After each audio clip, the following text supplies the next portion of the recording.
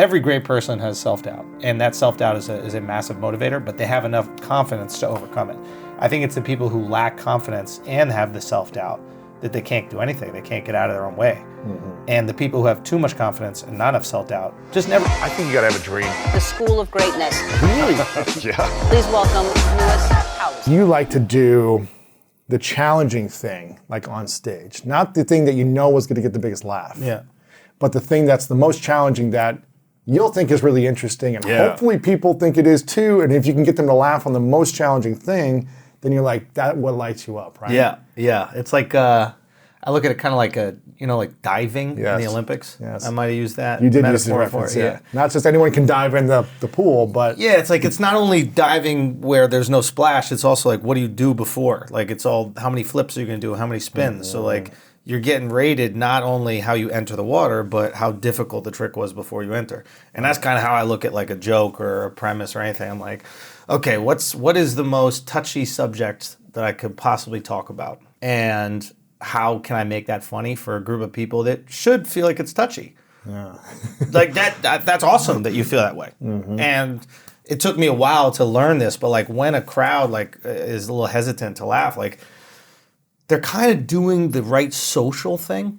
But they really want to laugh. They might want to laugh, but like socially they're being considerate of other people, right? And like I would like that behavior on the street. You know, it's easy for us comics to get upset, but like, oh, why are you guys awing, or why are you guys uncomfortable, or why are you guys acting so woke, etc. But like, realistically, that behavior, if you're just like walking down the street and you saw somebody saying opinions that are a little bit wild, like outside of the comedy club setting, you'd probably want to protect the person that might feel uncomfortable. So I don't really like have as much animosity for them as I used to. Got you. But I still want them to feel uncomfortable. That is my place of comfort. Why do you want people to feel uncomfortable? I don't know, but it is. I love that. I love the discomfort. I love the tension. I just love it. The more tension, the better. What's the thing that's hard for you in your life to be uncomfortable with? What's hard for me to be uncomfortable with? Since that's comfortable, that's your comfort zone. Yes. Making an audience uncomfortable. Yes. Where are you most uncomfortable in your life? Well, let me clarify. The release of tension should be this great comfort, and that's where the laugh comes from for them, right? And like as my career has begun to grow and flourish, if you will, I have a much different relationship with the audience. So like now when they come, they know, and I just want to give them the best show ever. Right. Like I just want them, I'm just so grateful for them. But earlier in my career when I didn't know them and they were like hesitant to laugh about touchy topics, I was angry at them. Right. And I was like, how can I manipulate you into laughing at this thing that you would never want to laugh at? This is the only thing that I hated about comedy my whole career was the first few minutes establishing who you are. It's the only time I felt like a clown. How would you do it? You have to make them feel safe. So it's like, how do I know what to say to get everybody in the audience to like me. But if that's not me, then they're not liking. Authentically who you are. Yeah. What is the thing you'd say to get them to like you that wasn't you? Just like some random joke that you're kind of like whatever? Or? Yeah, like there's like, if you're in certain markets, there are things that you can say that like just those people tend to agree with. But that's no fun. So it's like, how do I speak about them in a way that they feel like they're understood? But I'm still pushing back. And I think that's kind of where I developed this style of like kind of digging in and like understanding like nuance about each one of these like cultures or people or cities, etc. Because I could rip apart a city if I knew things I wasn't supposed to, right? And I was like, oh, this is cool. This is like almost like a cheat code. Yeah. Like I can make fun of you now. You're safe with me. You know what I'm saying? Like you feel safe because you know that I took enough time to learn that about you. To research it, yeah. Yeah, and then you feel like represented. And that's like a really cool thing that I didn't realize. Represented even on the worst stuff about you? Yeah. Because a lot of times you're proud of that too. Like give me an example. What's a city or like a culture or something that you could reference that you were like, I researched this thing about Seattle or whatever, I don't know. And God, I'm trying to think. Detroit or Chicago or wherever it is, the South, I don't know. Yeah, I'm trying to think like something that I was doing like something that I was like a place I was at recently. I was thinking Portland. You were you were at the in Portland. You were on Instagram. You were at the marching, right? There was some. It was Seattle. It was Seattle. Crazy. Yeah, they were just like it's the same freaking city, out. I mean, no, Portland wants to be Seattle, and I had like a big beef with Portland. Like I went there and it was like a big. It was like we had like an issue, but we got through it. Okay. And it was fun, but like that was also fun. It was like figuring out ways to make fun of Portland that they could also appreciate. And I think that they're like, oh, okay, he knows these things about us. Okay, I feel comfortable enough to like laugh with you. Yeah. You know, he gets us. Yeah, like there's something, and it's interesting, like putting out the clips. Like one in when I was in Florida, we were living in Florida during the pandemic for a while, and I had this joke about how Cubans become like conservative Republicans like the second they land, like, but they're like immigrants, they're minorities, and the second that foot is dry, there's like a wet foot, dry foot rule. It's just the rule. Like if you touch the land, you're good. You're American. And they're just like immediately conservative Republicans. Like we need to stop immigration. There's too many people. Blah, blah, blah. And right, like the second they get here, it's like there's too many people. That's funny. And it's funny like to see that joke get shared within that community. And that's the beauty of social media is like back in the day, if you did a special on like HBO or something like that, like they couldn't just take that one little thing and share it with their grandmas and grandpas and all their cousins that they do that exact thing.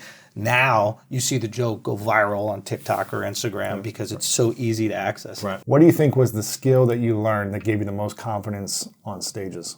I think it was probably like watching my dad interact with people. Whoever he was talking to was the most interesting person that he'd ever met. Like the bus boy could pick up all the plates, and he'd just be like, "How did you do that?" Like he'd literally be baffled. Like, how did you get all those plates? And like he'd find out about people, and like at the beginning, sometimes people thought like he was like trolling them, and then they realized it was genuine, and like.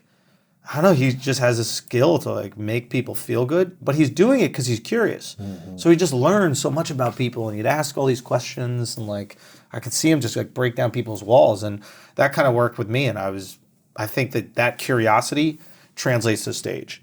And if there's one thing that I wish that I was able to do more of now is just like interact with strangers. You don't do that? It's I just have less time to do it. You know, like I have a wife. I have a career that's crazy busy. I have a team of guys, so I'm interacting with the people that I know. But I want to interact with.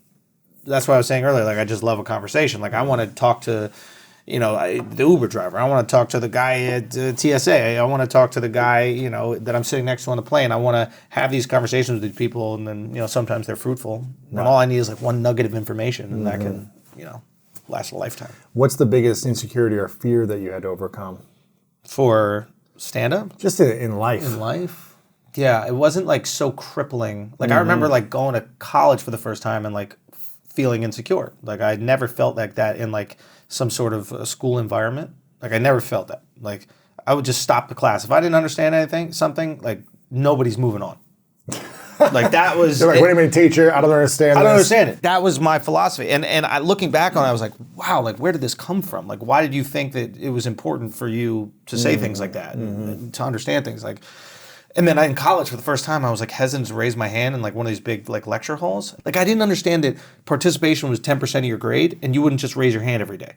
Like the teacher would have to like force you to talk. I'm like, dude, it's so easy. You just raise your hand. Right. Who cares? Like I didn't care what anybody felt about me. That's amazing. I never raised my hand. Really? I was too embarrassed and scared, and I was just bad in school. Interesting. And so I was just, you know, I never wanted to look stupid in front of others. Yeah. And thinking of, it's funny now because all I do now is ask dumb questions. Yeah. That I wish I would have asked when I was younger. Yeah. And I'm like, this is a really dumb question. But then I'll have people message me, literally will send me voice notes or messages on Instagram and be like, I'm so glad you asked that question. Yeah. And I was thinking of that follow-up question that you asked, but I never ask questions. I never preface school. it with, this is a dumb question. Well, yeah, I mean. Don't do that. I don't say that now, but I'm but just you're thinking. it. I'm just Yeah, thinking, yeah. I'm thinking this is a basic question. And I don't know the answer, but I'm just curious to know why this. Yeah. And so, but I just always felt like people would make fun of me if I raised my hand. I feel like I was better than them at making fun. Well, that's good. So it's just like, so it's just like, I wasn't worried about being picked on because like, I'm good at that. Right. So. You were witty. You were quick with it. Yeah. Like I grew up with like Scottish women. So I just had to find a way to keep up. And then I think once I was able to kind of keep up with them, I was like, okay, I got this no matter what. And then I was just kind of like, my parents, and that I give that all the credit to my parents. Like we had dinner every night and they just listened to me. And I think when you just listen to a kid, they start to feel like their words matter and what they have to say matters. And I think if you don't listen to them, they go, why is anything I say important at all? Right. If the people that love me more than anything in the world don't even care what I say, why would a stranger care? Ooh. I really think as I look back, I think that's where it came from. Like every day, that was like my open mic. We sat down. How was your day? This happened. My dad's laughing. My mom's laughing. My brother's laughing. And it was just like, I mean, I would sit down at dinner like, I'm about to bring it. Like, y'all ready? Like, you got your hat out for tips. Yeah, dude, I don't know. I guess, I don't know. I guess I had that confidence. Like, even when I would go through like therapy or something like that, like I'd walk into therapy and like I'd have the session and I'd walk out like, that was your best. Like you just had a great. Do I have to pay you? Like, wow, do I have to you pay should you? Pay me. Yeah, like come on, like be honest. Like what are we doing here? Dude. Now that doesn't. Now there is I guess what I'm saying is there's a balance. So in order to be great, you need to have like a crippling anxiety about your skill level. I think not crippling, but you need to have like intense scrutiny, and you also need to have the confidence to do more, right? So it's just this like crazy balance. Like you need to have the confidence to say something and you need to have the insecurity to improve. And that balance I have. Like I'll be... not think you're the best and you don't need to work on yourself. Exactly. That is the worst. Yeah. Those are the worst people. Yeah. So it's like, think you can be the best. And there are moments where you're like, yeah, I'm the best. And then there's other moments where you look at your thing and be like, oh, I can make that better. Like there's nothing that I've ever looked at that I've gone, I can make that better. I can't make that better. Right. Everything I nitpick at. Oh, you got to take me out of the room sometimes. Like 100%. That's the beauty of stage. Like that's why I need the crowd. The crowd lets me know if it works. Like the crowd, if they're just going crazy and they're losing it, I go, okay, that is funny enough. What if they're all, choking on their laughter, they're crying, they're on the floor because they can't, hold themselves up. Yeah. Everyone is on the floor dying of laughter. Yeah. And you're going to say to yourself, I could have been better? Well, it depends. It depends. Maybe not. I'd be like, okay, maybe that joke is getting enough right there, or this. But the whole set, you could have done something. Yeah. I guess what I'm saying is like, there's like a ridiculous. I don't even know if the word is insecurity, but it isn't. Yeah, sometimes I'll watch things and I'll be like, oh, I'm insecure about how I could look right there, but it's more of just like a brutal honesty and a high expectation for greatness. So it's like, this is what I believe greatness is, and this is where I think that joke is, or my performance is, or that bit is. And it's like, what can I do to get there? And to be honest, sometimes it's like I can be so harsh, I have to not watch for a little. Right. Let the stew cook a little bit, because if I just keep watching, I'm gonna lose faith in it. Right. I have to like it's almost like fake confidence, put the air under my wings to get it to the point where it is good enough, and then I can scrutinize it. But yeah, I've never had that feeling of like, I shouldn't say this. Do you think a comedian can be truly great without being somewhat insecure? No, because you won't get better. You need insecurity. I'm like grateful for it. Like you need the insecurity. You need to look at somebody and be like, oh, they do this better than me. I need to get better than them. I remember seeing the comics, like this guy is unbelievable. Another level. Yeah, like I remember first time I saw Patrice O'Neal, he was the only comic I've ever seen live, and I've seen them all, that I was like, I don't even like saying these things out loud, because once I say something, it can happen. But it was the only comic that I ever saw where I was like, I'm not even gonna say it out loud, but because you don't want to manifest it. Yeah, I don't believe in that, but like, I mean, I believe in that very much, but I don't want to but I was like, this is gonna be hard to be better than him. That's kind of how I that's felt. a standard you're gonna get to, Yeah, and now there's multiple things going on. There are comics that are so great at what they do, and it would be really hard to get better than them. They just might not have had the style that I want to be great at. Yeah. So they're great at what they do. I just don't want to do that. You can appreciate it, but you're like, I'm not in that league. Absolutely. It's a different. It's not what I do. It's a different type of art, Yeah, you're playing football, they're playing handball. Exactly. Whatever, Yeah, handball. Who plays handball? Who dedicates a decade of their life to handball? Me, yeah. But yeah, it's interesting. The confidence thing is interesting, man. When have you been the most insecure? When you were starting out and trying to figure things out, in the middle of your career? Obviously, maybe you're more in the middle now, but I mean, or towards this stage of your career, what part have you been the most insecure? It fluctuates, right? Like I've always balanced, I've always had like methods to like maintain self-esteem because I recognized like I was the best version of myself when I felt good about myself. What are these methods? I mean, like even as a kid, like I was like really curious about it. Like I looked into it. Like as a kid, I don't know where I even got this idea, but as a kid, I'm talking about like young, Like 7, 8. maybe middle school or something like that. If I had a negative thought about myself, I would tell myself 3 positive things. And I think you know what it was? I had like an acute interest in this because both of my parents battled depression. So I was way more aware of depression and way more aware of, it's probably part of the reason why I'm a comic. Like I just loved making my dad laugh, you know, and I was like, I didn't realize that like there was a difference between depression and just not having fun. So I thought, like, I remember when he'd be like dealing with depression, I'd take him to like the Comedy Cellar, and I'd be like, "Hey, look, you're gonna laugh, so now everything's good." Yeah. Because in my mind, it was like all I need to do is be with my boys and laugh, and then everything's fine. And like, so I would do those things. What was another method for developing self-esteem? So like, as I got into stand-up, right, it was brutal because you do these horrible shows and you No just one's do laughing. bad, no one's laughing, and you're trying to develop your voice and all that kind of stuff. What do I need to maintain like the self-esteem necessary to continue going? And I basically said, I need one great show a month to remind me that I should do this. How many shows were you doing a month? I mean, I could be doing, 5, 6, 7, 8 a week. But I needed one where there was like an audience and I did a good job and I killed, and it was just enough like oxygen. It was enough, like you ever play those like car racing games where you pass a checkpoint, you get 25 Yes. more seconds? Like Yes. I needed one of those a month. And then I needed to reflect on improvement. So I think that like one thing with me is I would get so used to improvement that I wouldn't count it towards my self-esteem, right? Like I'm the type of person, I don't get excited before something happens, and then after it happens, I don't celebrate it for that long because we got another thing to do. So my like celebration window is small, right?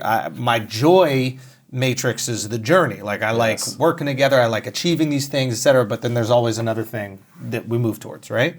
So I had to sit there and be like, okay, well, back in the day, you didn't have a joke that you could open with. You had to get lucky that something would happen and you were interacting and the audience liked you. Now, you have a joke that no matter what gets a laugh when you walk on stage. And I'd be like, oh, that is an improvement. And then the next moment, I'd be like, you have a closer. The reflection of the improvement builded self-esteem. Yeah. Not just, okay, it's a little better and I'm going to keep go, go, go. Yeah. It's like, okay, now I know that I can always get someone to laugh every time I go on stage. It's easy to just go, oh yeah, you're more comfortable. What does that mean? No, you have the ability to go on stage and do a joke and like execute it. And you have a closer. You have this certain thing. You were able to develop this premise into a joke. And like just remembering that I was improving even though it was a brutal process. Right? How long did it, so you're doing what, 15, 20 shows a month sometimes, and you're like, if I get one decent show, it's a win and I'll keep going. Yeah. But if you went 3 months where no one's laughing and you're just bombing, you're probably like, I'm done. Yeah. I don't know if I ever would have quit something that I loved, but there is a chance that I wouldn't love it. Well, if it's not fun. Yeah, exactly. Why would you, it's tough. Yeah. Interesting. Was there another strategy you used? I like these two. I would just be like really perceptive about like the different things. I mean, I'm so like in my head about these things. I'd be like, ooh, when I wear a hat, am I looked at different? Is this haircut different? Does this match? Does wearing this outfit change things? And like, of course, it's like, oh yeah, I wore this sweatshirt on stage. I need to wear sweatshirts. That's the thing. Like I was constantly going through it and like starting to make sense of every little change that happened. And the reality is like most of these changes might have had nothing to do with it, right? These were like, outliers. Like baseball superstitions. Like you're just wearing the same underwear over and That's over. it. Yeah. 100%. But I was aware enough to go, okay, you know what? Smiling when I first get on stage is pretty good. And it makes people feel comfortable and feel kind of safe, especially if I'm going to do like some wild joke. Oh, when I go right on stage saying something, immediately might be good. I've always hated the first second on stage. Like the first minute, I think it's stupid. Still today. No, now it's great because people know who I am. And they love it. They're like, So we're on board. we love They're you. excited. Exactly. Is it better to have the, what do they call them? The MC or whoever is emceeing the show. Is it better for them to give you a great introduction or kind of like, all right, our next guy is a comedian from here and let's bring him on? Is it better to have like some good context around, oh, he's been on Comedy Central and he's been on here and this HBO special, and it's kind of like building up and then you're let down? I remember when I was younger, I went on stage after someone gave me a fake credit. And this happens a lot of times in comedy. Like, What do you mean? like when the host brings up a comic that they don't even know, they just say, "You've seen him on HBO, Comedy Central." They might never been on Comedy Central. You just what it is. And that was the first time anybody ever gave me that. So, And you knew you weren't on Comedy Central or whatever it was. but I was filled with so much confidence. Yeah, and I just now if I look back, maybe look at the recording, maybe I did absolutely horribly. But in my mind, I walked I'm up the man. as if I had my own show on Comedy Central, and these people should just interesting. enjoy it. Yeah. That's interesting. You know, there's something that I did, a strategy that I did when I was playing sports. Yeah. I had an alter ego that I would step into. Yeah. It wasn't me. Yeah. And I never done those things of the alter ego, but the alter ego had done the incredible things. Yeah. And I would step into that on as like, I got this, you Yeah. know? And I would Yeah. lean into that. Yeah. So I it don't know works. if that's a psychological 100%. trick. Yeah. It works. You studied psychology in school, right? Yeah. At Santa Yeah. Barbara, is that right? Yeah. Did you learn anything from your psychological studies that allowed you to not manipulate audiences, but tap into the psyche and the heart and the emotions of audiences? Or did you learn that from just like family dynamics? I think probably it was more, just psychology was just like a really fun thing to study. I knew I wasn't going to use my degree for anything. Right. So I was like, let me enjoy what I'm learning about, maybe get some cool information I can use in conversation. It was great, like talking to people about like psychological principles is like always awesome. And, you know, and then like seeing them reflected in yourself is really cool. So I just kind of enjoyed it. I'm sure some of that has trickled into the comedy. Yeah. It has to have.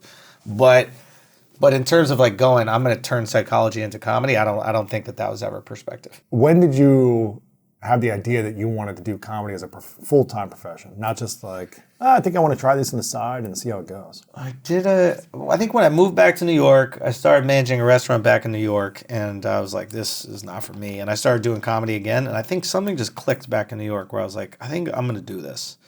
At like 22, 23? I think I was like 23. Wow. Yeah. And I was like, maybe it's 23 or something like that. I was like, I think I'm going to do this. And then I just get obsessed. I almost missed that obsession. I had like an insane dude. Tell me more. Just read every book. I would transcribe every set. Like I'm sure somewhere there's notebooks of literally like handwritten every word that Chris Rock would say in a whole special. Dave Chappelle was saying a whole special. You would record it all down and I'd look write at it. so I could see how the jokes were broken down. Structure, the framework, the setup, everything. Yeah. The plot twist, everything. all of it. Yeah. Oh, this is a story. Oh, this is something that isn't real. Oh, this is misdirection that doesn't make sense. This is misdirection that still operates in reality. Ooh, wow. Misdirection that operates in reality is actually more fun because it's something that actually could happen. Ooh, I kind of like that. Oh, this isn't misdirection. This is more like using words that are kind of like fun and creating good imagery, like just really breaking down what these different jokes are. The science of the set. Yeah. I need to learn the language, kind of like Spanish. Like I need to learn the math of it first, and then I could break that. How long were you obsessed for doing that type of, research? I mean, like I would rewrite my set every single night. Like Is this for years? Is this for 6 months? Is this for years? I mean, just like so competitive. Wow. So obsessed. I mean, like, I know this sounds like weird, and I'm not comparing myself to Michael Jordan or anything, but like watching The Last Dance and seeing like the like psychosis he almost had, like in terms of how he treated people that he had beef with. Like I used to carry a card in my wallet of the people who were mean to me. Come on. Swear to God. Like of all the people in comedy that were mean to me, I had their names on a card. What would you do with that information?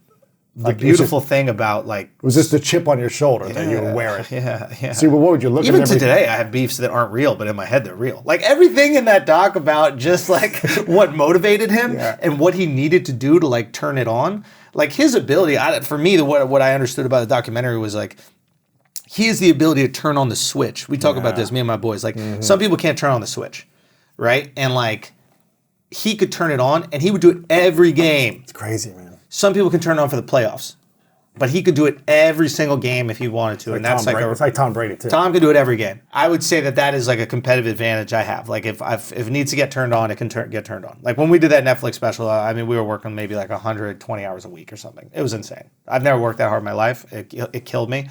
I won't work that hard again unless I get paid $100 million. Right. Like it was. Too much. Now I should have outsourced more. Like I had guys. Shouts to Mark Gagnon who co-created with me. Robbie Slovic, who's a great comic, and Efe Ilgai, who we brought on as well. But like, what we should have done is had a robust writing team, like all these shows have. Team, yeah. Exactly. For me, I lost all the anger. Like I have no resentment to anybody who's a dick to me at all. If anything, you just feel a little bad because they're still in that same position. Interesting. And they needed to be a dick to someone who was like young and excited about comedy. Interesting. Yeah, So do you have any anger towards anyone now or beef with anyone? I'm sure. You're sure? Yeah. But you don't have a list anywhere. You just have it in the back of your head. Yeah. Mental list. Up to you. It's always up here. It's always. Man. That's good motivation for me. Yeah. But I feel like the comedy world, kind of like I feel like in my industry of people creating, content that is trying to further people along, like personal growth content. Yeah. At least from my standpoint, I feel like I'm in collaboration with everyone. Like I'm gonna have everyone on my show. I'm gonna promote them. I'm in abundance. Mm-hmm. You got a book, let's promote it. You got this, like cool. I don't care. Yeah. It seems like there's a similar collaboration mindset with comedians where you're all in the back room just kind of talking, sharing ideas. We're very competitive. You are. We're very competitive. Really?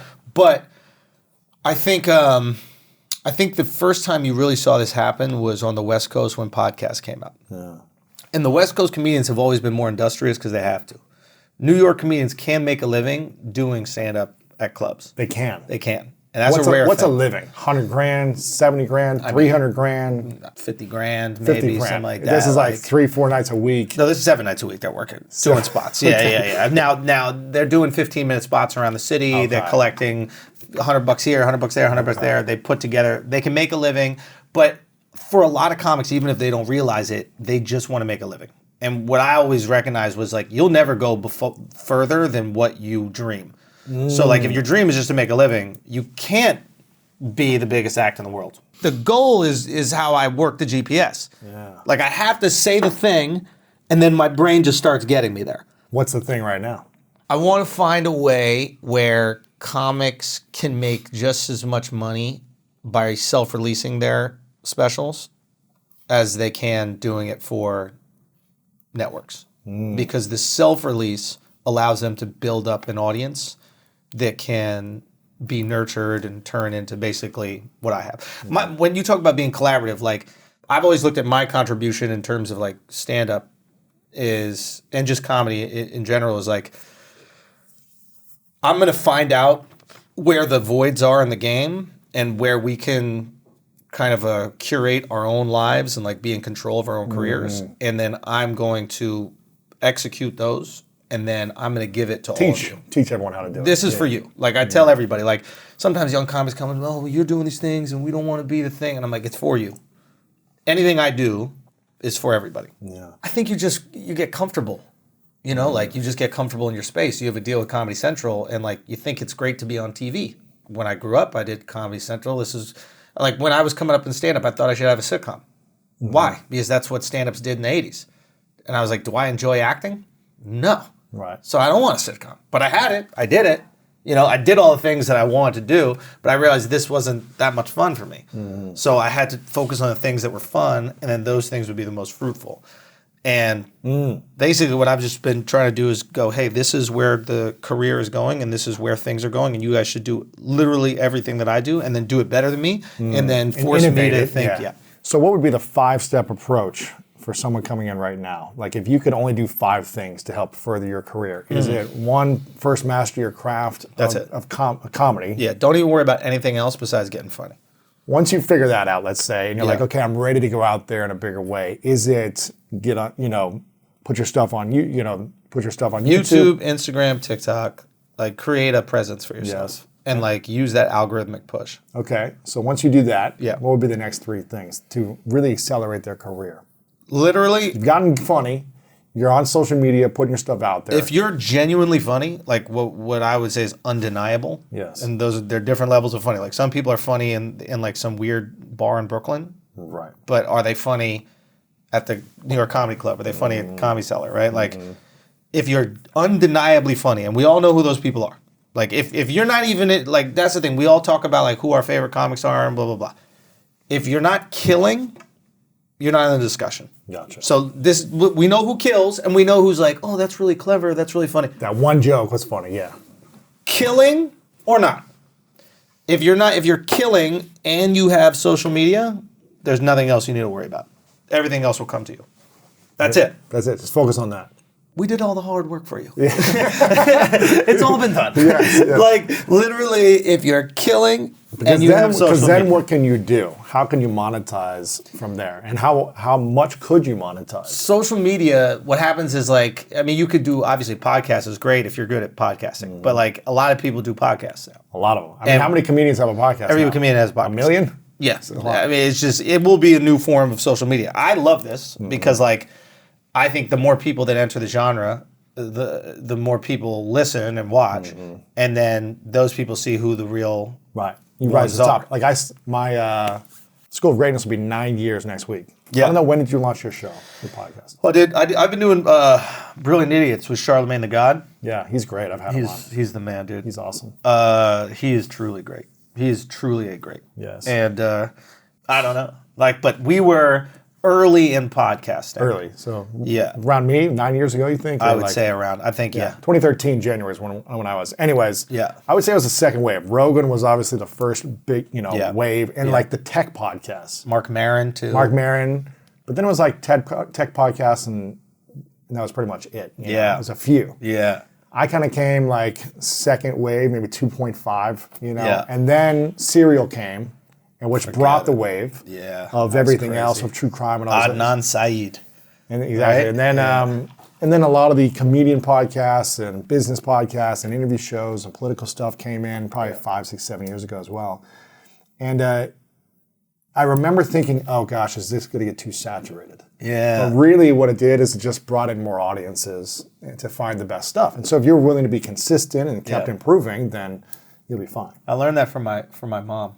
And maybe that's why I'm so generous with like the guys and I like make it on the internet. But like my mom would have this dance studio and she would have all these teachers. Literally every dance school in New York is started by someone who used to work for my mom and dad. Right. And then they started their own school. And I was like, doesn't that bother you that like they're taking the students, whatever? And they're like, no, it's great. And I was like, why? She's like, well, one, competition is great for business. And two, more people can go do it. And that's the natural course of things. Like they had no resentment. Like there's certain people who, I'm going to sign you to a non-compete and you can't do this. And you train people at my gym. And if you leave my gym, I'm going to sue you. And you're going to have to pay me $50,000 to go train people. Like this stuff really happens. Yeah. And my parents were just like, no, just go do your thing and have fun. And they'd still like hang out with them. Wow. And I think there's something about that. Would you do that if you had like this young like comedic yeah. mentee, and then you brought them up, and then they went and did their own thing. I want. Look, in the ideal scenario, I want them to be able to do everything that they want and help them. Yeah. Like I don't think like the way I look at these things is like, how can we all do and accomplish our greatest dreams, right? And then what I want to do is create like the Avengers crew, and eventually go, yo, once every 3 years, like.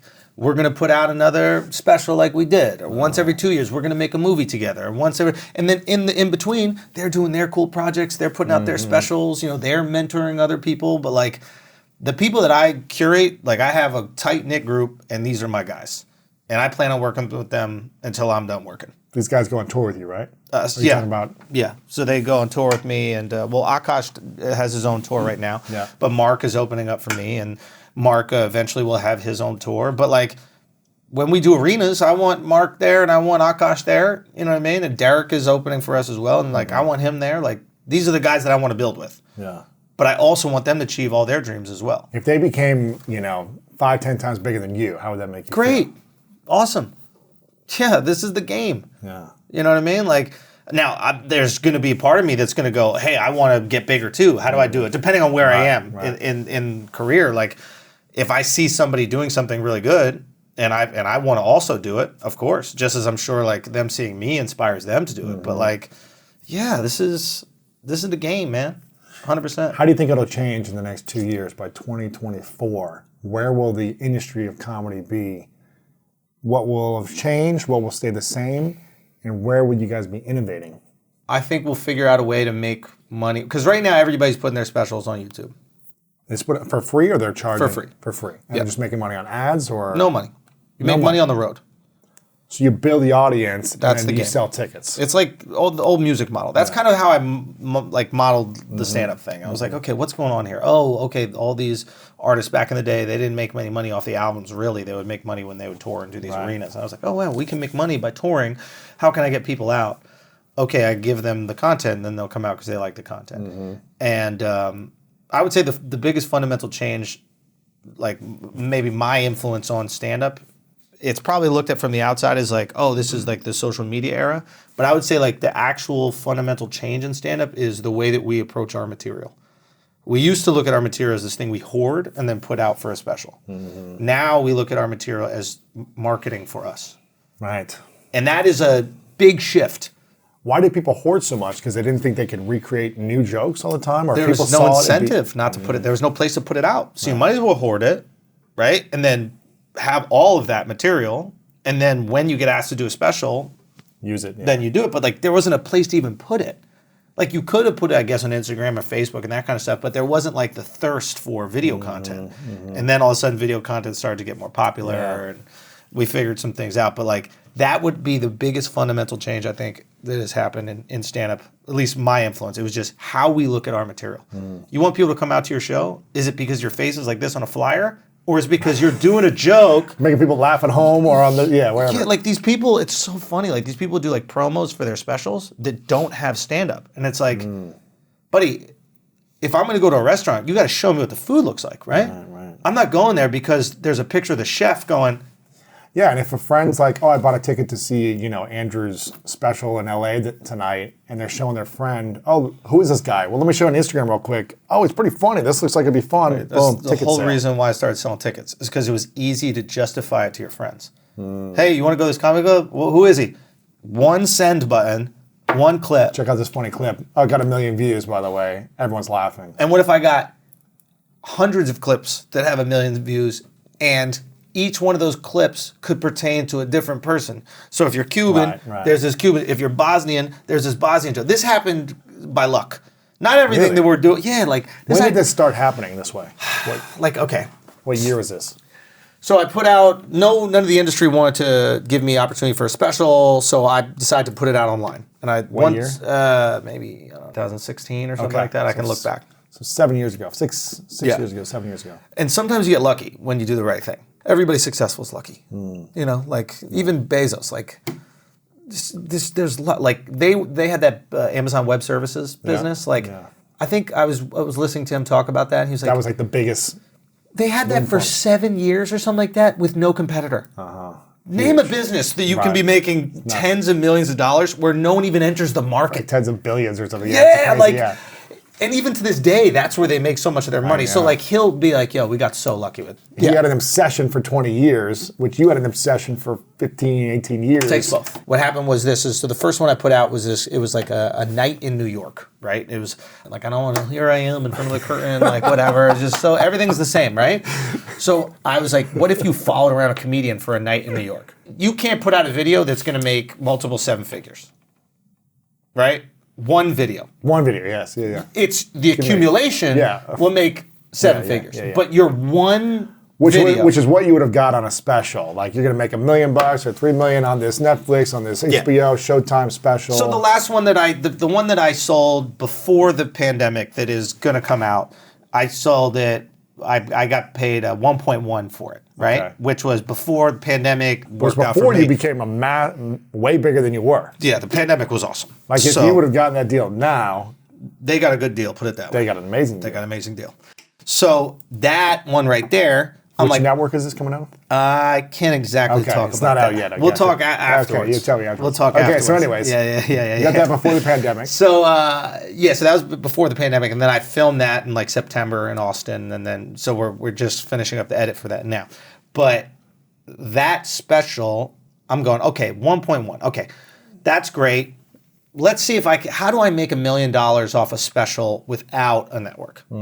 Because that's my whole thing with like leverage in the game. Like I know I'm not one of like the insiders, right? Yes. Like, and everybody wants to reward the people that they helped build, and I think it's a natural thing. Like if I was at a network and I invested time into these like actors or like comics, like I would want them to blow up because they're a reflection of me as like a talent scout, right? Now I'm in the position where like I don't want my career to be in your hands. Yes. My career is in my hands. We have the team. Everybody who works for is in it. We do it. And the way that you get deals done when your career is in your hands is it has to be the best thing that's out. And then the network's undeniably funny. Undeniably funny. And then and you need Scooter Brown to Scooter also Brown to be like, make a call and say, we'll do whatever you want. Ted Sarandos, book it. Yeah. So, but like, it has to be undeniable, right? And you have some people that are in some high places that recognize that it's undeniable, and then all of a sudden these things get made. So, and I'm okay with that. I'd rather that because I can control undeniable. I can't control whether you like me or not, or like what metric you're using to decide, or how much you put it up, et cetera. So I'm all about working with the industry. We can do this, et cetera. This is great. But I want to find a way where I can get a comic to make $1 million off of their special. Without being with the network. By putting it on YouTube. Because if we can make $1 million on YouTube, what are you going to pay me at Netflix? Right. What are you going to pay me? You're going to pay me 5, 10x. TikTok, yo. You know, so I don't know if it's a combination of advertising, a bunch of other different things. We've got ideas, and this is kind of like what we're working on, but like, how amazing would that be for a young comic whose only option is now YouTube, but YouTube/social media, Instagram, et cetera. But now that becomes the most lucrative option. If you did a global one-night event only, virtually, or how many tickets do you think you could sell under $50? Who knows? Who knows? I think you're thinking something good. This Pay-per-view is good. This is the number. You know, you stream it live on YouTube to a premium service. Could do it. To ticketed services. You could do it. And then you ask for donations during it. If you like it, enjoy it. You know, you just added a tip jar. Yeah. More. Maybe you rent out some movie theaters. You put it out there so people can watch it. You know, in a packed theater with other people. Event. You know, or you just do it straight to YouTube, and that's it. Straight to YouTube. You sell some merch with it. Yeah. And you got some upsells. You got some VIP stuff. You make one night. You do it once a year. Yeah. And maybe you do it once a year or whatever you've been able to do it. But like, what if there was this model where comics could make an equal amount? And the most important part is everybody that then subscribes to their channels, they get to go tour with and like give them their new content. And now they have this connection with their audience, which is the most powerful thing that a creator can have now, right? Before it was the network has a connection to the audience and the creator needs to be on the network so they can get the audience. Now we can go around and I'd love doing business with them. Let's do business. Let's make movies. Let's make TV shows. Let's do all this is great. But it's got to be the other way. Other way. I got the audience that you want now. You want people to subscribe to your network? Yeah, and convince me. Why should I go over there? Because I got millions of people. I got 10 million people going to watch it over here. How many going to watch it over there? Right. Well, we can't guarantee. Well, you better figure it out. You better push something. Hey, you know what I mean? Push a button. Yeah, Top exactly. 10. Exactly. You know what I'm saying? Like, get it on a list, bro. Like, nobody's checking the numbers. Like, get it on a list. Exactly. Give me 24 hours in there or something. Yeah. That's it. Like, something you can leverage for the next thing. Yeah. I just think that is the most. It's like my mom said. It's like competition's good. That's going to be good for Netflix. That's going to be good for HBO because what's going to happen is, and this is what happened in comedy. There's way edgier comedy out right now because we have an avenue for it that's very successful. Because if they don't, they're comparing it to the watered down stuff. They're comparing like our stuff to the watered down stuff that was okay back in the day. I mean, one of the reasons why I think I blew up on YouTube and stuff early is because like the only other comedy they were showing was on Comedy Central. And it was just a bunch of like clean crap. And then you saw like actual real jokes. Right. And you're like, this is way better than the garbage I'm seeing on Comedy Central. Sure. What's the difference between clean crap and authentic truth? Well, some people are authentically clean. You know, like authentic. like Brian Regan is just so funny. He's clean. Right. He's just brilliant. But I mean, he's never blue. He's never cursing, that kind of stuff. But like, there's like a passion in the bits that is like real. You know. And so you still find that really funny. Oh yeah, like some of my favorite, like one of my favorite comics is Ryan Hamilton. He's completely clean, but he is just hilarious. Like I don't care if you're dirty or clean. It's just who are you? And like, are you reflecting the material? And do I like that person? Some people I just don't like who they are, so I'm not going to like their comedy. Right. But if I like you as a guy or a girl, and you're reflecting the material, then like hell yeah, you're down with it. What would you say is the ultimate framework of a set? If you had if you could map out like the 5 parts, and I don't know anything about comedy. You're talking about a live show or a special? A live show. if there is someone here that's like wanted to be obsessed about your process and understand how you do it, and they wanted to research you and they listen to this or watch this, and they're like, okay, here's how Andrew does this. He always starts with something, and then it goes into a plot twist, and then it goes into this. This isn't how I connecting to the audience. I don't know what the lingo is. I'm just. This isn't how I necessarily would do it, but I think like a great set would be, especially like if you're on the road or in a different place. I think like some sort of acknowledgement of that city that you're in, that you're a fish out of water in, an acknowledgement in like in a cool, unique way, a joke that they've never heard about maybe the most popular thing in their city. So number one, acknowledge the city in a cool way. Some sort of interaction baked in with the audience that's just completely spontaneous and just fun and awesome and just really kind of brings everybody into this moment that they feel like will never happen again and is just so exciting. When you get on stage and are you observing the audience from the back before? Are you in another room hearing? I don't even like to hear anything that's on stage. Because you don't want to be influenced. I want to go out completely blind. Yeah. You won't even look to see the audience. And I might be like backstage watching the guys, and like I'll peer in. Yeah. But I'm not like specifically like what going. What did he say? What did they say? Exactly. And I have my guys that open for me, so I know what they're going to do, and I know our ideas won't cross. When you're at a club in the city where you don't know who's on the show, that's where stuff you should probably watch a little bit. Because you don't want them to say the same thing. Yeah. Gotcha. Or even a topic like. Yes. It's the same. It's just becomes redundant. We just heard this, yeah.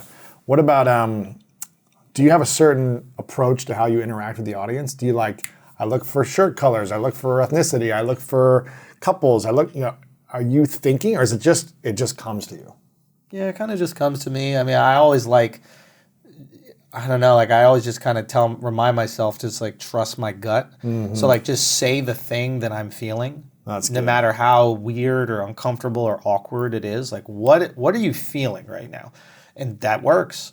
That truth works because other people are also curious about that. Yeah. And especially when you're in a theater, it's a little bit different because everybody's lined up like this. So you got 3,000 people there. The people on the balcony can't see what the people in the front look like. So when you're interacting with them, you also have to do a little bit more description for everybody there. Great context. But you're in if you're in a nightclub and there's 100 people or 50. Surrounded like this, they could see that guy's shirt, that guy's face. Everybody's so close. So that is a little bit faster, the interaction. You could even look at somebody and just kind of be like, and everybody else will look and be like, laugh. Exactly. Just because they're I would say, if I looked at that guy too. Right? Right. So much of comedy is just acknowledging this feeling that we all have. Or acknowledging things that are right in front of our face that we haven't seen yet. And that's, for me, it's what is the joke, what is the joke that everybody should have said but hasn't said, about the most popular thing even. So it's how can I get one of those for every single thing? That's the challenge. That's good. The fun. Okay, so that's the second part of the framework. Having just a great interaction, having great long bits. A lot of people that are unfamiliar with all my content don't know this about me, but most of them know the crowd work stuff, et cetera, and that's the stuff that I've been able to you put out there and people are laughing at it. Yeah, but that's stuff that I'm not using for the set. So I have an hour of jokes, but that's the stuff that I can give the audience. That's the first 15 minutes of just or kind of pepper through. But it was the only thing that I could give out every week. If I gave out one of these bits that I've worked on for 6 months, I'll run out. Because these bits for me, when I do a bit, it's a chunk. It could be 6 minutes. Wow. So it's everything, all encompassing in this topic. 6 minutes, 8 minutes. It's a full story. Yeah, story or an analysis of an idea, person, place, or thing from every angle, justifying maybe the most absurd situation. The more absurd, the better. But that to me is I need a few of those in the set where you go, oh, that bit, boom. Oh, his abortion bit, or his Michael Jackson bit. That a few of them in there where you're just you need to see his bit about this. Interesting. So 2 to 3 bits. Depending on how long. I mean, I have a bunch throughout, but there has to be a few in there that are so memorable. You have to see it. That's the feeling. I want you leaving going, I can't laugh anymore. That was crazy. That was crazy. Like, that's how I would design the sets early on in my career. I was just like, even if you hated me for the first 45 minutes, the last 15 minutes, you should be crying. Wow.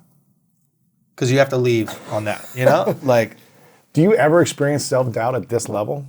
yeah, of course, all the time. Before I go on, I'll feel that way. Like, is this joke even going to work? Blah, blah, Really? blah. Yeah, of course. Are you nervous like the day before, or 20 minutes before, or how long? Depends on the show. Yeah. You know what I mean? Like, sometimes the whole day I'm thinking about it. Sometimes I'm not thinking about anything at all. Like, it just depends, like, the thing that I want to accomplish. You know? It depends. I put it this way. I'm much better to be around after. When you're done with the set, like, okay, it's over with. Yeah. Don't hang out with you before. No, I'll come say hi to you after the show when I come watch you, not like... I just leave everybody, and I just go into the green room, and I just, like... Focus, think about what I want to talk about, try to remember the things, and, like... Have you ever gone blank in the middle of a 60-minute set? All the time. What do you do when you're like, oh, I'm not hitting anything, I'm going blank, I'm just mumbling here? What's the best way to get back on track? One thing I'll do is I'll pretend like I had a thought. Like, so I'm giving you some game. So I'll do this. I'll be like, you know, I'll be like, see, the thing is, like, I can't. And then the audience is like, well, what is he thinking about? And I'm like, I don't know. But, like, I'll have, like, little games that I can play to, like, stretch out. Sure. Yeah. That's good, man. How long, you know, we can take those silences. Do you think having self-doubt is a good thing before? Yes, You need it. I mean, we talk so much about confidence, but like self-doubt, you need both. It's the combination of self-doubt and confidence. Yes. Confident enough to do the thing and insecure or doubtful enough where you get better. And like without both, you cannot be great. I mean, if we're talking about greatness, like every great person has self-doubt, and that self-doubt is a massive motivator, but they have enough confidence to overcome it. I think it's the people who lack confidence and have the self-doubt that they can't do anything. They can't get out of their own way. And the people who have too much confidence and not enough self-doubt just never really get that great. They're good. Like, their lives are probably better. They're probably happier. Like, real talk, maybe they're happier. Yeah. But I want to be great. Yeah. And that requires constant criticism of yourself. Do you think a comedian can be a 10 out of 10 happy? I don't think people are. Yeah, I would say I'm on the happy end of the comedian spectrum. You're generally a happy human being. Yeah, I mean, yeah. I don't, put it this way, like, I don't feel sad. I don't feel, like, angry. I feel a lot of gratitude and a lot of joy. And, like, I feel stress, which I enjoy, and I feel like... So you're taking on big projects and... Yeah, and like, you know, building things, and obviously there's disappointment and frustration, but I don't like wake up going like, I'm sad. Right. And I understand that people do that. And like, I felt, I felt like down, or you come down off of certain big projects. You know, my parents bowed this, and I imagine people deal with that every single day. Like, that could be incredibly difficult to overcome. I'm very lucky where I haven't felt it, and I've tried to curate a life and habits to keep me away from. Like, I need to do certain things. I need exercise. Like, if I don't exercise, I'm a wreck.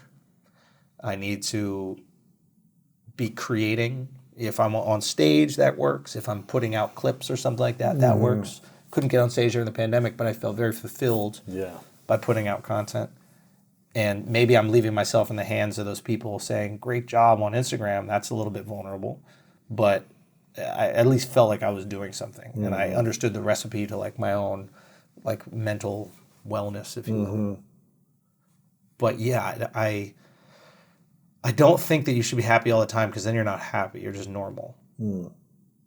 I think that you should feel normal enough so when you're happy, you're really grateful. Yeah. You know, like, what are you most grateful for these days? Oh God, all of it. I got a great woman. And what's the thing you love about her the most? She hates when I say this, but like there's a great safety with her. I know that sounds like a weird thing, because you're supposed to be the one that's providing the safety, but like there's like building with her feels, I'm just so excited. You know, and that's not only like family, but that's also like emotional connection. Like she's she just creates a great environment to like feel safe. What did you not feel safe about before? With her, I mean, just never really like almost immediately. I felt like really safe with her, and by safe, I just mean like to go. I want to spend the rest of my life with you. Like you gotta love that person, and you gotta love spending time with them. That's not to say that we don't like get in arguments, but like genuinely speaking, like if there isn't distraction and it's just the two of us hanging out, it's an awesome time. Yeah. Life complicates things, but to me, I'm so grateful for that. And she's just awesome, like so in tuned, like with what like I might need, and I don't know. I mean, she's just so great. She's just like That's beautiful. Yeah, it's just like really selfless in that way, like super. And I know that I require a lot, especially given my career and stuff. So like having somebody who's like knows that and is like aware of that and like and wants to give and like wants to support is just like you got to be grateful, like just so. Yeah, it's a weird. I know it's a weird thing to like feeling safe, but like that's really important to me. Yeah. Like I want to be able to share Without being judged or made wrong or not accepted or all these things. Yeah, Right? like I just tell her everything, and she accepts it. Yeah, That's beautiful. yeah. I mean, I don't sure accept everything, but like I just feel like I can share these things that I might go like. I might with somebody else, so I don't feel as safe. Be like, if I say that, will they not like me, or will they? Will they stop being in love with me or whatever? But like with her, I just really feel like I want to build with her. Something about with my girlfriend too, where when we first started dating, I was just, in my previous relationships, I would be 100% honest and they would get hurt or upset or not like something. And then I would kind of like hold back 100% of the honesty because I was like, this is going to make them freak out for the night or whatever, right? Yeah. And so when I started dating her, I was like, okay, Martha, listen, you're asking me a very vulnerable question now. Are you sure you want the truth? Yeah. Because every woman I've been with in the past said they want the truth, but they couldn't handle the truth. Yeah. So I go, you sure? She goes, yes. You're not going to like it. She goes, I want to hear it. I go, you're not going to like it though. Yeah. I'm just letting you know, but I'm going to not abandon myself from telling you the truth. Yeah. And I'd say it and she'd be like, that's it? I love that about you. And I was like, what? And so the more I was able to do that with her, I was like, man, this feels safe. So I know that feeling. I've never felt safe in a previous relationship. Yeah. And I'm like, it feels amazing to be able to just say whatever I want to say. Yeah. Not something in a bad way. I'm not like saying something negative, but just say the truth. Yeah. My truth. Yeah. And be like, okay. Yeah, I accept you. Yeah. It's incredible, man. Yeah, it's the best. It feels unbelievable. Yeah, you get to be yourself. It's incredible. And if you have to live with someone for the rest of your life, you better be able to be yourself. You need that. Otherwise, it's going to be miserable. Yeah. You were mentioning about therapists. Last year, and I've talked about this on my show, but I went through a year of therapy. Okay. Every 2 weeks, minimum, Okay. for a year. I was getting out of another relationship that I was trying to make work with the therapy. It didn't work, ended it, and I said, I'm going to stay in this and keep myself emotionally accountable to integrate the lessons I'm learning so I don't repeat this. Yeah. Because I've been repeating this for 15 years. Yeah. And the consistent therapy was probably the most powerful gift I gave myself ever for 1 year. And I'm going to continue again for this year. Yeah, yeah. Incredible peace that I felt. How long have you done therapy for? You really treat life like sports. I do, man. It's great. Life, business, it's all a sport, man. Yeah, but like, I don't know, the way that I've like heard you talk about your life, it's like, okay, here's this thing. I'm going to figure out this thing. Yeah. I'm going to practice this thing. That's it. And I'm going to get I'm great going at to this get coaching. thing. I'm going to get feedback. I'm going to improve Salsa. it. I did it for this amount of time. The handball. Even therapy. You're like, okay, I'm going to figure out this thing. It's really great. Yeah, man. It's really good. Thanks, man. Yeah. But when did you first experience therapy? I think when I was like third grade or something, some teacher said that I should go to therapy or something. I was like probably acting out. And Okay. my parents were like, all right, go. And then I went. I don't really remember much from that. Do you do it now every now and then? Or is it Oh, God, I would love to, but I just don't. But I would love to. I love it. Well, because you've got an amazing audience that just, you think they should be paying you. Best. Like, What is dude, the best thing about therapy for you? Just vomiting, dude. Like just Emotional vomiting. Yeah, emotional vomit, and like getting all these like cool words that you then can like use in arguments with your girl. You know what I mean? Give It's me an just, example. Oh, like testing.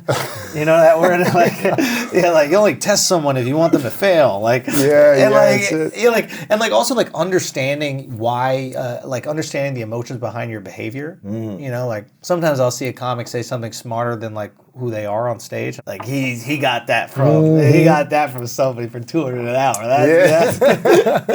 But like, yeah, I think it's just awesome. What was the biggest aha moment from therapy you've ever had? I think I worked out some stuff with my mom in therapy. Mm-hmm. You know, like we always had like a kind of like interesting relationship. But even that, like I don't think it was therapy that really helped us with that. Just seeing my mom as like a person that's also flawed. Yeah.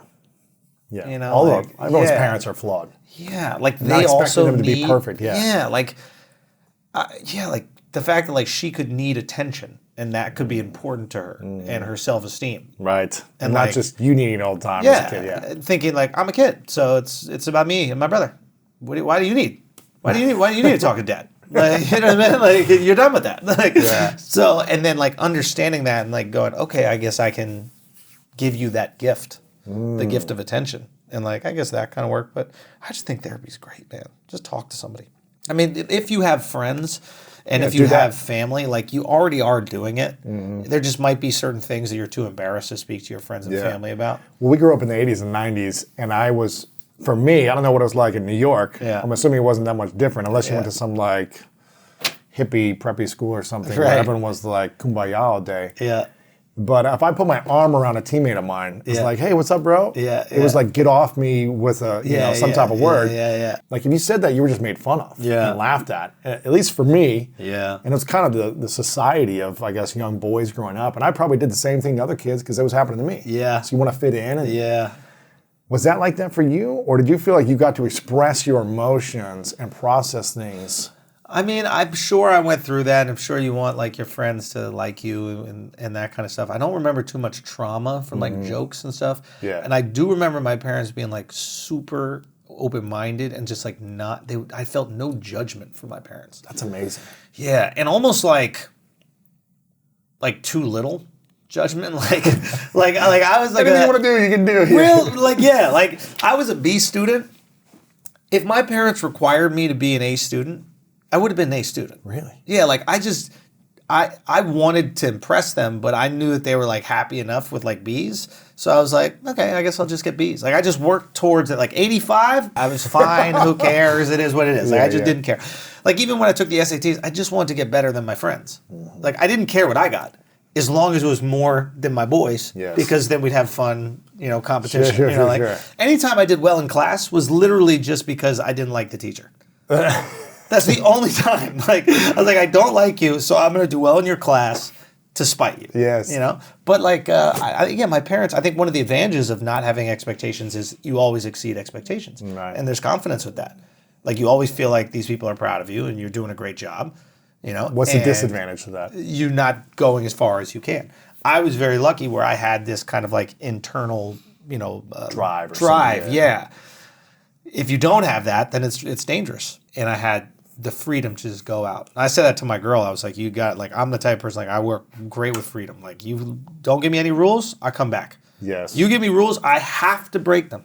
I must break them. Did she try to create a rule early on that you... No, but like I noticed when we were kind of getting together and starting to get a little more serious, and I was like, you just gotta trust me on this. Yeah. Just like it's going in the right direction. I will not waste your time. I don't waste girls' time. I'm not gonna waste your time. If I don't feel like it's going that direction, I'll tell you immediately. Let it flow the way you need it to flow, not on a timeline, not a not a structure, or a number or whatever. Just let it go. Yeah. And then once we moved in together, The more freedom she gives you, the more you want to be with her. exactly, 100%. And it's a really scary concept because the is. idea is like go out, do whatever you want. But like I enjoy doing the things that I do and being myself. The more I can do the things that I want to do and be myself, the more I appreciate the people that allow that to happen. 100%, man. This was my girlfriend. Now, every night I'm just like hugging her. I'm like, I appreciate you so much. Yeah. You don't call me and say, what are you doing? You're not checking in on something. Yeah. I can be traveling, speaking somewhere, and you're just cool. Yeah. And it makes me love and appreciate you abundantly. Yeah. And I tell her all the time, I'm just so grateful for you. Yeah. Also because I've experienced the opposite. And it's the worst. Of the feeling of trappedness, which I take responsibility for. I chose those. I stayed in those relationships. Yeah. But I think if women understood, like if you find a good guy that you give that bandwidth, psychological freedom to, yeah. I'm not saying it's not okay to cross boundaries. Yeah. but create the psychological freedom. It's amazing what we will do. It's really return. true. And if we're going to cheat, we're going to cheat. There's And then you nothing, move on. Yeah, but like it's not because you gave boundaries or not. You can't stop it. Yeah, that thing is going to happen. Yeah. So there's nothing really that you can do there. Like, and I think that women view our cheating in the same way that they kind of view theirs. Like, I think a lot of times a woman's cheating is a reflection of like not feeling fulfilled emotionally, right? There's like a void of love, and she's replacing that act of lust. There's like this momentary like serum for like a vampire. Like, okay, this will do for the moment. I just want to feel desire because I'm not feeling that. And I think a lot of times guys cheating is just like just insecurity, and I just need to fluff my ego. But you can get that ego fluffed. You know what I mean? Like that ego can be fluffed at home. But if you have a guy who's insecure, Yes. you need to know that. Yes. Like, you know if your guy's insecure or not. Absolutely. That's why, for me, I don't feel like I have insecurity. Like, Well, because she gives you all the she gives me tons of confidence, you need. tons of love, and Yeah. But I'm also like, okay, if I don't know, she's an actress, so she's done scenes with Keanu Reeves and all the big people she's worked with, right? Yeah.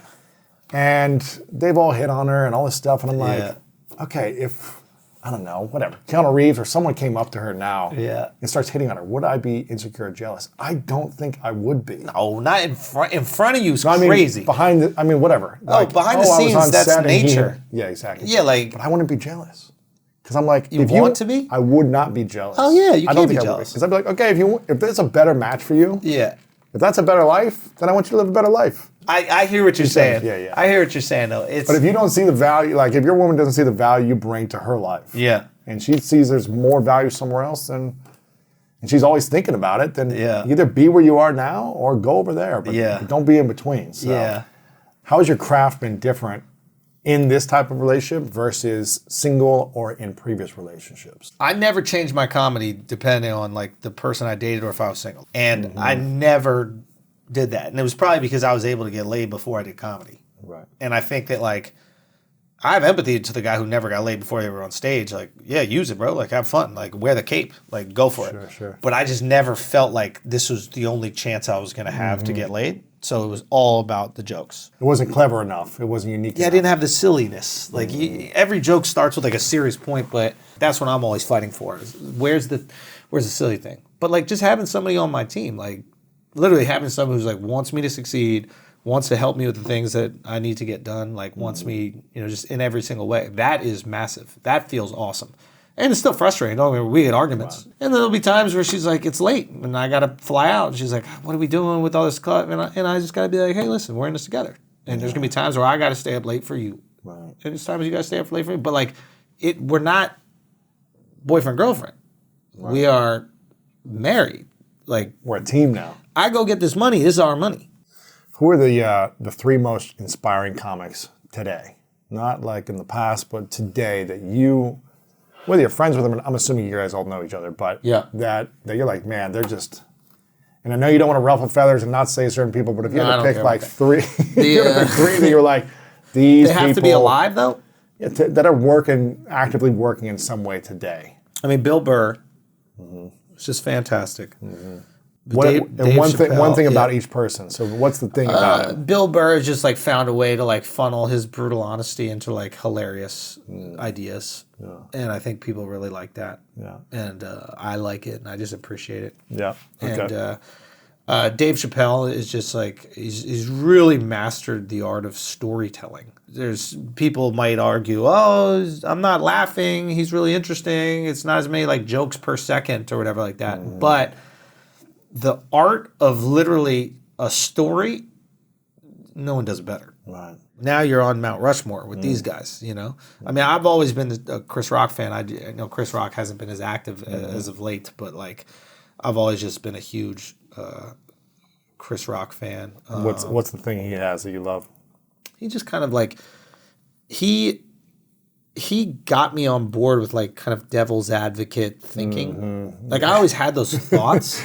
Right? But like he was the first person I saw like do them well and real. And he was the first person who was like, yo, you could think of an argument that doesn't exactly make sense, but it's funny. So that's enough. And I was like, oh, I love doing this. I do this all the time. I do this with my friends. And like, and the more somebody is like locked into an idea, the more I want to like make that ground shaky. And it's just fun for me. So anytime he wants to kind of like pop in and get busy with that, he absolutely can. Yeah, I guess I'm naming the OGs, to be honest with you, but. So you said one's honesty, the honesty that he brings, the other is a story, and the other is the devil's advocate nature to it. Yeah, it's just like the ability to like make a cohesive argument for something that isn't a popular opinion. Right. And Bill Burr does it great too, but like Rock, I think for me was just the originator. Like, yes. I'm like fruit off of Chris Rock's tree, and then like I found Patrice, and I was like, oh, that's the exact way that I want to do it. The model. Yeah. Like everybody else, I was like, oh, I like how you guys do this. Because that's the thing I think with me is like, is hard, you know, usually with comics you could see like where they came from. But I think one of the things with me is like, it's hard for people to go, I don't know what he sounds like. I don't know what he is. Sounds like himself. Yeah, maybe. But I'm like, you just don't think I sound like that big fat black dude. Right, You know, right, because right, I don't right. sound like him, but I'm influenced so much by him. And like, he's dead. But like, for me, he's just the best. Yeah. He's the best ever. Elephant in the Room. Go check it out on Netflix. That's cool. What's the thing, you know, that people are aware of and they see that they don't see? What's the thing you'll be most proud of New Year's Eve, end of 2022? Personally, a year married.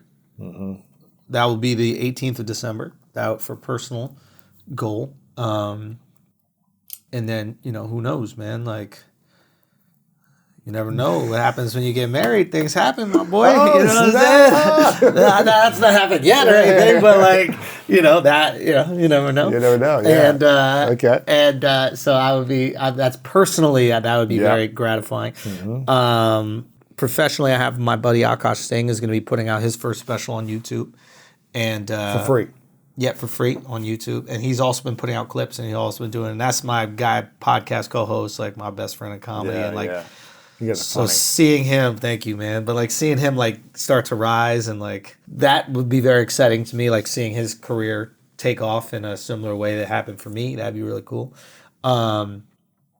Dropping my special wherever we put it. I'm not sure where yet. Yeah. Well, and maybe you do, but you're not telling me. we don't know. We don't know. And then, but like dropping my special, and then obviously the goal is after this special is like I want to be able to do. I don't want to do like an arena tour where every place I do an arena, but there are certain places I want to do an arena. Like I'm doing Radio MSG? City. Yeah, I got to do MSG because I'm a kid from the city. Like I That'd be grew sick, up. man. That'd be sick, man. I got to come to that. You got to come. Like we're doing sick. Radio City. We're doing 2 at Radio City. Wow. That's awesome. That's what, 15,000 or what is that? I think that's going to be like 12,000. 12,000? Now we could have done the Garden at 12,000, but here's the thing. That's expensive. But like that's just rental, right? But here's the Yeah. thing: if I do the Garden, I got to do it in the round. That's 19,000. That's sick. Yeah, that's 19,000. Could you sell that out? What, Radio City? No, could you do 19,000? Not yet. I think after this next special, if what happens with the next special is what I think can happen, Then boom. that would be very awesome. And like finding a time to. Now I might not do that show within the next year. Maybe it'd be a year after or Right, something right, like that. right. But like working towards that. That is, I want to do the Garden. Maybe Staples. Maybe a theater in Miami or something. Oh, you mean crypto.com now? Oh, that's right, crypto. Yeah. Dude, the way people were like connected to great? Staples. Oh, it's 20 years of legacy, you know? But It's like, it's a store. Like, I know. you know what I mean? Like, It's crazy. they sell loose leaf. I know. Right? Like, people are so furious. Like, it wasn't called that before the store. I know. It was just Isn't a it funny? sponsorship. Yeah. It's so funny, man. But yeah, those would be. So that'd be sick, man. Yeah. What's the biggest audience you performed in front of? I did Whether for your own show or, you know, with someone else's show? my own. We did the Chicago Theater twice. That's 3,500.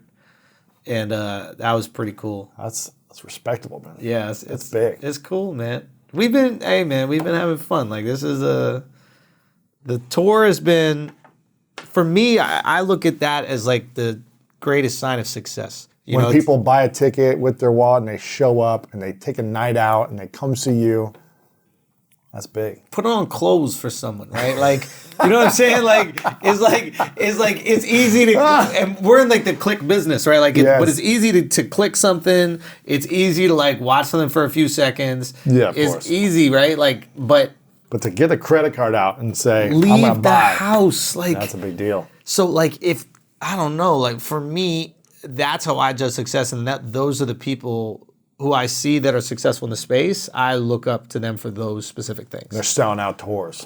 The podcast is like, I hope you find me funny on the podcast, and then you want to come see the stand-up. And for me as a stand-up who built my career around putting out stand-up clips, it's I have immense gratitude that people found me from doing stand-up and they want to see me do stand-up. That's cool. Yeah. I think there are people out there who are popular, but people don't have the same urgency to go see them. And that's reflected in the tickets. I got to buy a ticket and go. Yeah. There's a question I ask everyone towards the end called the 3 truths. Okay.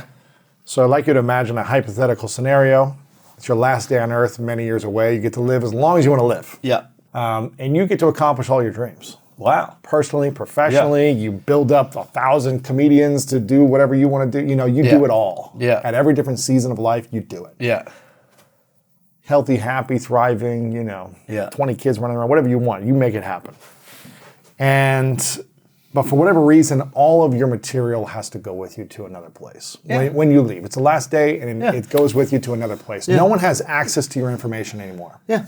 Your content, your stand-up, your podcast, all of it's gone. Yeah. But you have 3 lessons that you get to share with the world. Oh.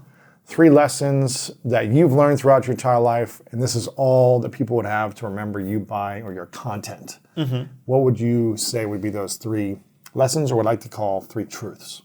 I would say one is listen.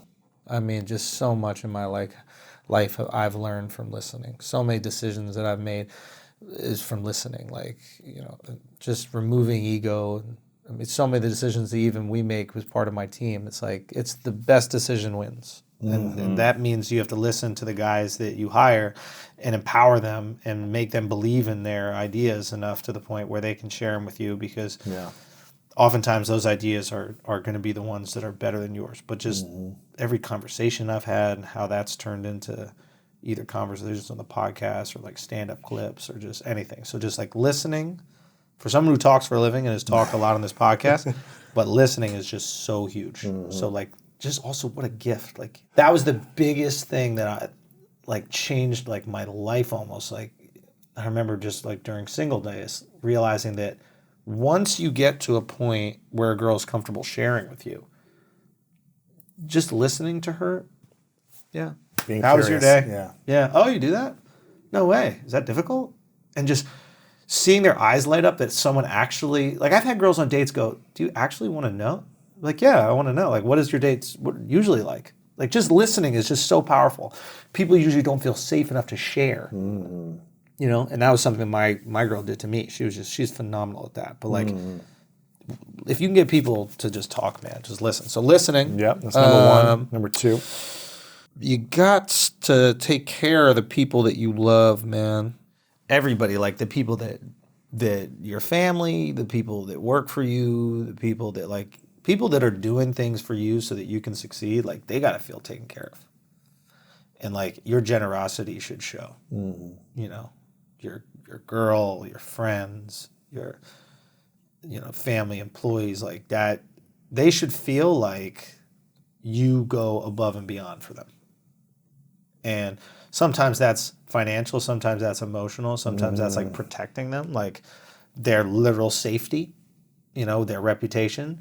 Sometimes it's like just helping them achieve their dreams, but like, know that the people that are dedicating time to your dream, make them feel like that time is valuable. And I think it's like, you also take care of them by like acknowledging them. Like, I try to shout out my guys as much as possible, and like, anytime we're talking about things that I do, it's like things where we're doing. Like, everybody's involved in this. Absolutely.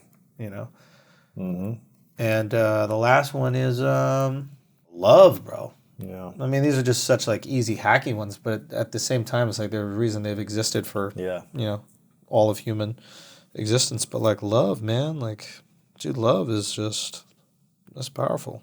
Loving your family, loving your wife, like having love, loving your friends, like, and like, that was one of the coolest things that happened at my wedding is like, I got to tell my wife how I feel about her. We said the vows, but I also got to tell my mom and my dad how I felt about them, and as part of my vows, and like how they prepared me for that moment. Wow. I know that like one day my parents will pass, and I feel like I've told them what I need to tell them. That's good. Now, I don't want them to go, but they won't go without knowing. I mean, my dad's memory is gone, but like, I for the longest was like, I need my dad to know how awesome he was. I think he knows, but at least I know I told him, and I told him the exact way I wanted to tell him. And I told my mom like exactly what she did for me and what I'm so grateful for. Wow. And it's like, there's a peace in that. Yeah. So it's just like, I want to tell all my friends, all my family, everybody that I really care about. So yeah, share those feelings, man. Even if it's awkward, even if it's uncomfortable. I want to acknowledge you, Andrew, for just what you've created and your authenticity. I think the way you create and your ability to put stuff out there, what could be scary for some people, but you just keep showing up and keep being authentic and your realness behind it all.